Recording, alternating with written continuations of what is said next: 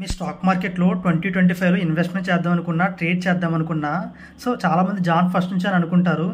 కానీ వాళ్ళు ఏం చేస్తారంటే ఆఫ్టర్ 3 మంత్స్ ఆర్ 4 మంత్స్ అని అనుకోండి, డిపెండ్స్ అపాన్ వాళ్ళ లెర్నింగ్ కెపాసిటీ బట్టి. సో ఎందుకలా చెప్తున్నానంటే ఫస్ట్ మీరు క్లారిటీగా నేర్చుకోండి. ఇప్పుడు ఇన్వెస్ట్ చేద్దాం అనుకుంటే ఫండమెంటల్గా అన్నీ తెలుసుకోండి. ట్రేడింగ్ చేద్దాం నిఫ్టీ బ్యాంక్ నిఫ్టీలో ఎవ్రీడే ఇన్కమ్ కావాలనుకుంటే ఫస్ట్ టెక్నికల్ అనాలిసిస్ బాగా నేర్చుకోండి. ఇవి తర్వాతే మీరు డీమ్యాట్ అకౌంట్ కూడా అప్పుడే తీసుకోండి. ఎందుకంటే ఇప్పుడు మీరు ట్రేడ్ చేయడానికి ఏవైనా బ్రోకరేజెస్ గ్రో అవ్వచ్చు, అలయన్స్ బ్లో అవ్వచ్చు, so different type of brokerage కంపెనీస్లో మీరు ట్రేడ్ చేద్దామని అప్లికేషన్ ఇన్స్టాల్ చేసుకున్నా వాళ్ళు తర్వాత నుంచి వాళ్ళ క్లయింట్స్ మీకు కాల్ చేస్తూనే ఉంటారు. సో వాళ్ళకి తెలియదు మన నెంబర్ ఎలా వెళ్తుందో వాళ్ళ దగ్గర తెలియదు, కానీ వాళ్ళు మాత్రం మనకు కాల్ చేసి డిస్టర్బ్ చేస్తూనే ఉంటారు. ఇవి ఆల్రెడీ ట్రేడ్ చేస్తున్న వాళ్ళు చాలామంది ఎక్స్పీరియన్స్ చేస్తూ ఉంటారు.